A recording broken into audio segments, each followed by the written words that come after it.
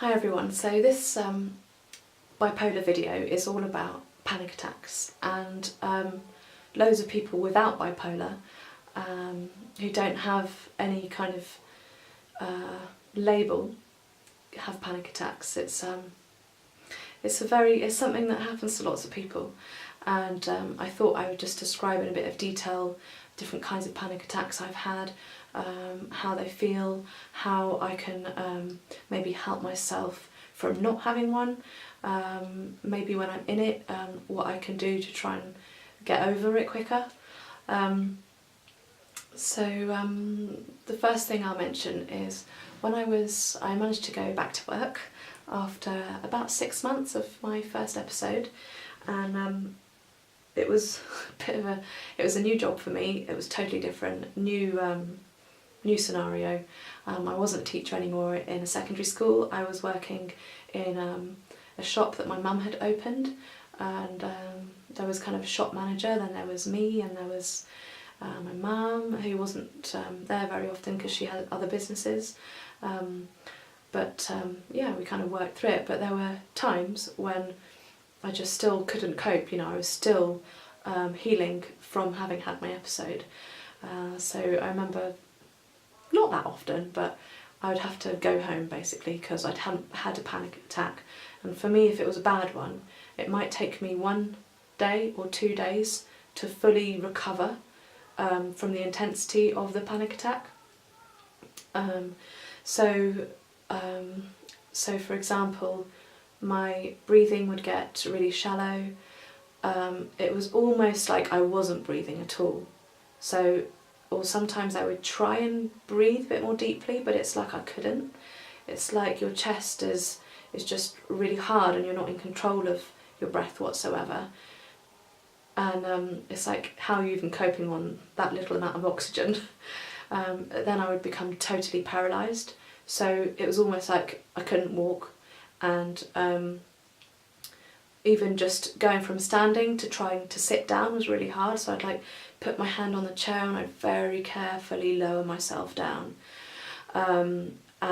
Just sensations would still be really heightened, and you're just kind of really careful with yourself. It's almost like balance becomes really tricky. You don't want to move too quickly because everything's it's a bit too much.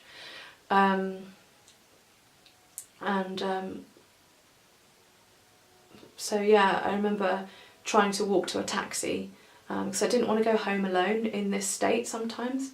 So what I'd do is I'd get a taxi, and my granny was pretty much always home, my amazing granny Muriel, and I'd literally just go to her house, and I'd sit in her lovely warm flat and sit on her sofa, or if that was too much I'd lay on her bed and she'd bring me a cup of tea, and it was always nice and quiet and warm and cosy. And Granny wouldn't really know what was going on with me because she's pretty old. She was probably about 90 when I had my first episode. Now she's 95, and but she didn't really question, and she didn't what's the word? She didn't, I don't know, she just made things really easy for me. She was just did whatever I needed to, and just kind of, whatever I needed, Joe, just go ahead and do it. And so she was that kind of quiet, confident person sitting in the background, and it would make me kind of come round slowly, and often it would just make me feel really sleepy, that I would just sleep for a number of hours, and then when I woke up I'd feel a bit better.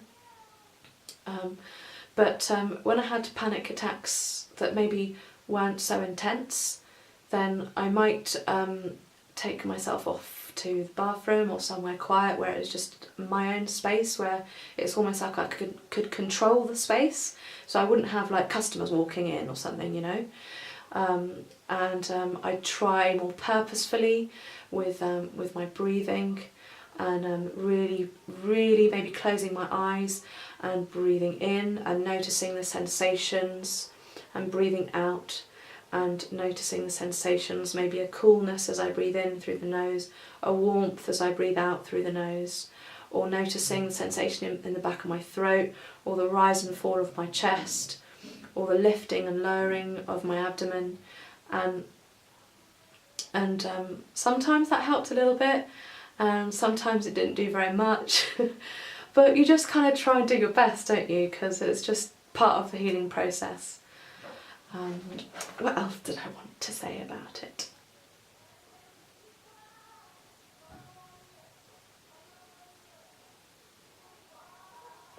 Yeah, I remember sometimes I would check how my face looked in the mirror, because for me that was a really good indication. So if I'd look in the mirror, and if I had more lines on my face here, and my eyes, you can tell what your eyes look like when you're anxious. Totally different. I could see that, you know, I wasn't confident, I wasn't relaxed.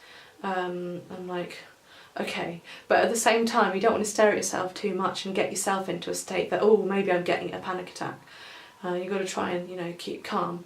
But for me that was a good indication of how I was feeling, because sometimes you don't know necessarily how bad it is just from the sensations in your body, but if you see it from the outside in the mirror, that can give you a good kind of reading, like, where am I at? So that's quite handy.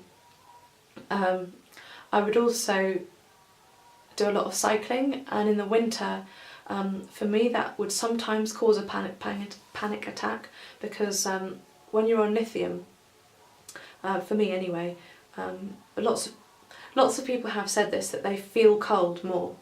They feel the cold more. And with me, I actually got Raynaud's disease, which is where your fingers go black, well, white first and then black, but part of it is excruciating, sharp pain, and you can't do anything with your hands. It's like your hands are paralysed.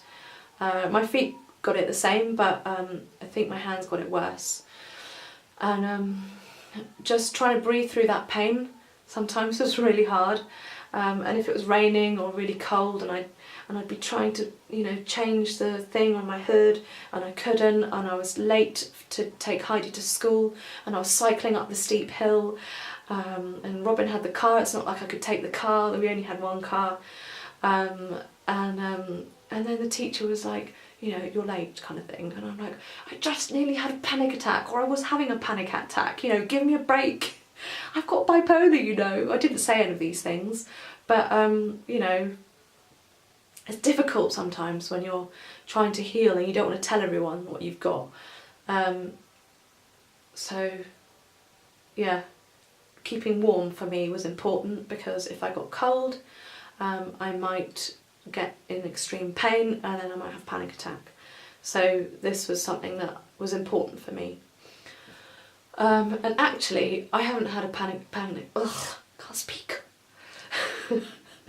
Calm down. Take it slow. I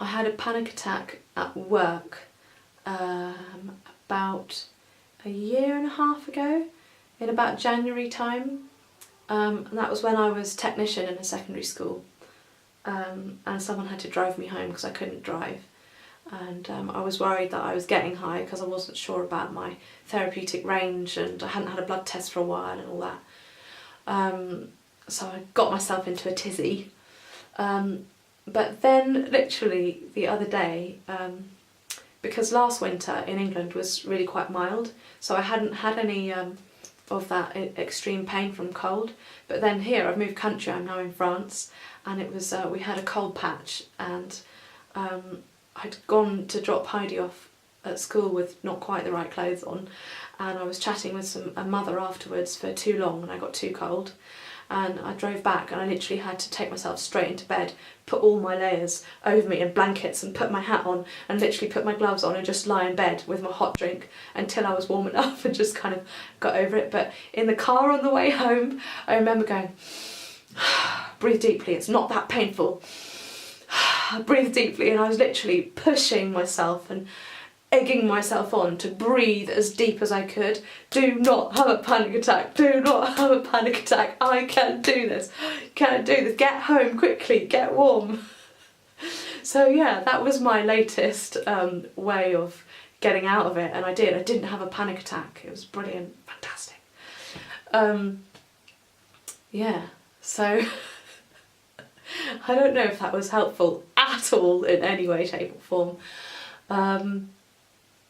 But yeah, I think mindfulness, yoga, learning tricks and techniques to calm yourself and to bring yourself into the present moment and to be aware of the present moment is probably the key thing for not having a panic attack and for generally finding happiness and joy and just noticing your day rather than letting yourself get carried away with thoughts in your head and whatever someone else has said to you or whatever. Yeah, so subscribe, press the like button, and I'll see you in the next video.